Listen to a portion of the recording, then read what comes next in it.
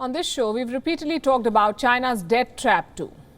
Simple but sinister stuff. You saddle smaller nations with loans, and when they cannot repay, you colonize them. You take over their strategic assets. Most countries do not see the debt trap coming. They fall into it by accident. Well, Pakistan is not one of them.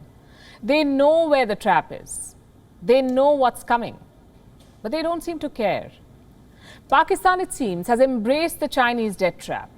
This is their newest project. It's called the Karachi Coast.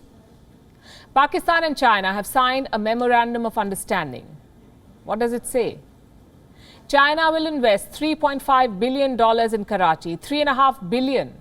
Where will all of this money go? To four major projects. Number one, adding new berths to the Karachi port. Number two, a 640-hectare trade zone. Number three, a new fishing port. And number four, a harbour bridge that connects the Karachi port to a set of nearby islands.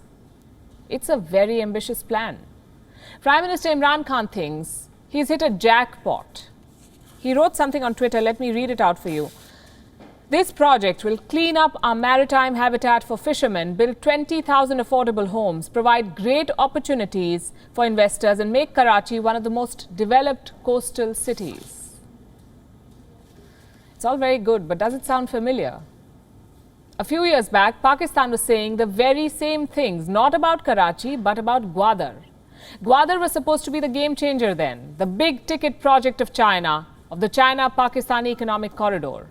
Well, it's not anymore. China has picked Karachi over Gwadar, and I'll tell you why I say this. Reason number one, Gwadar was becoming a security problem. The port project did not have local support.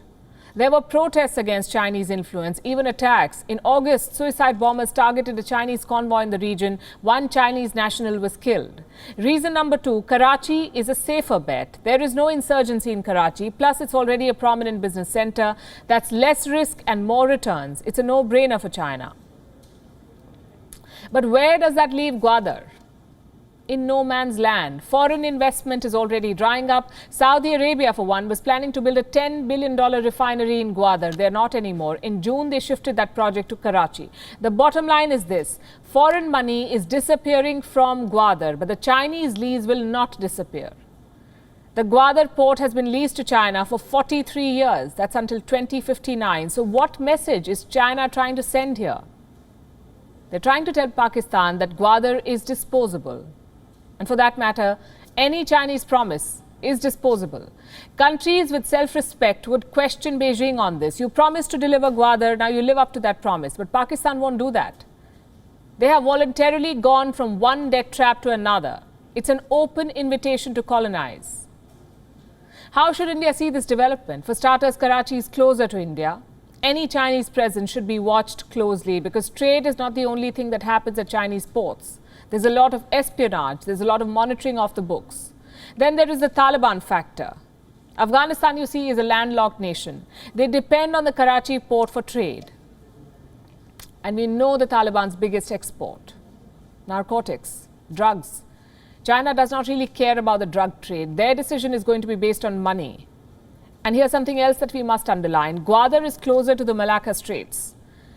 It would have helped China control a key oil trade route. In contrast, Karachi is already a developed port. And this decision is very unlike China. They don't usually hedge their bets. They make high-risk investments. They put strategy over money. This time, they're not doing that. What explains this change in policy?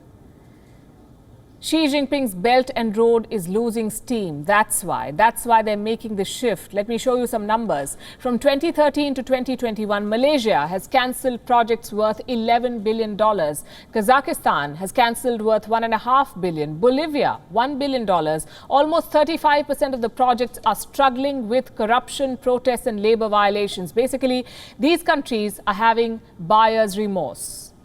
They want to quit the Belt and Road. And this is a nightmare for China. It means no return on investment, no interest, no repayment. The so-called strategic projects are failing. So what does China do? Abandon them and look for new and more lucrative opportunities, like the Karachi port in Pakistan. The question is, does China have the bank balance to pursue this? Its housing sector is collapsing. It is running out of power, of energy. But Beijing is more worried about expansionism. The Belt and Road is not building a highway to progress. It is building a great wall of debt, both for China and its clients. WION is now available in your country. Download the app now and get all the news on the move.